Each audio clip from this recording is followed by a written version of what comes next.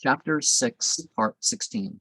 Whenever the grandees of Konya entertained a desire to have an audience of the Sheikh Shamsuddin of Tabriz during his lifetime, they used to request Hussam to beg Jalal to intercede for them with chains, and so obtain for them the desired interview.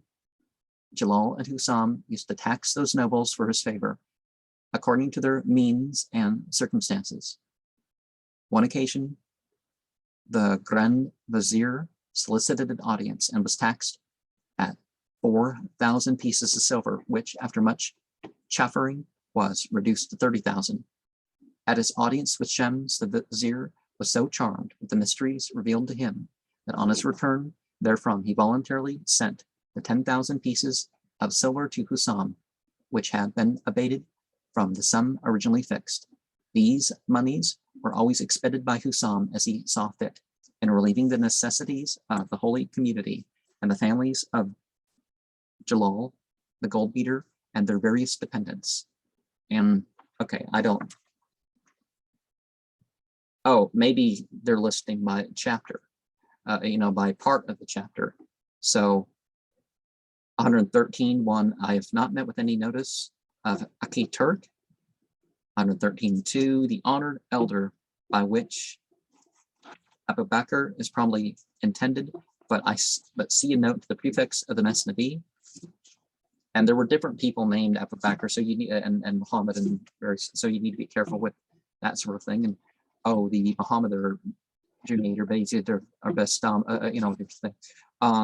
113.2, Junaid and Bayezid of Bastam were two great doctors in mysticism. The latter died in Al-Hijra 234 or 261 or 848 or 874 of the Common Era, and the former in 297, 298 Al-Hijra or 909, 910 the Common Era. 117.1.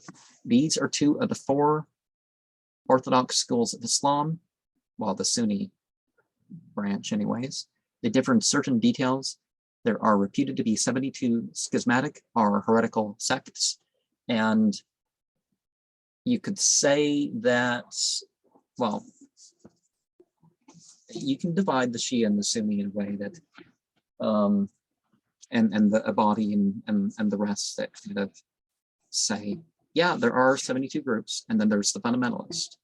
And I don't mean that in liberal hate speech. I mean fundamentalists and the people who go straight up to God's revelation and inspiration through the prophets, and that's it. Anything else politically or whatever afterwards, they may look at it as, precedents, but it's not binding precedents, so they're not actually Sunni or Sufi or whatever. 121.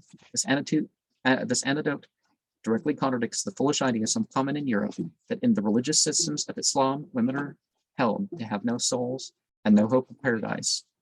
Yeah, a lot of things, particularly claims of sexism or something, have been attributed to Islam, but you can't find it if you look at it. Men and women are different, yes. There are differences between the races, but there's not inferiority, right? Just because some get frostbite easier or some get sunburnt easier doesn't mean,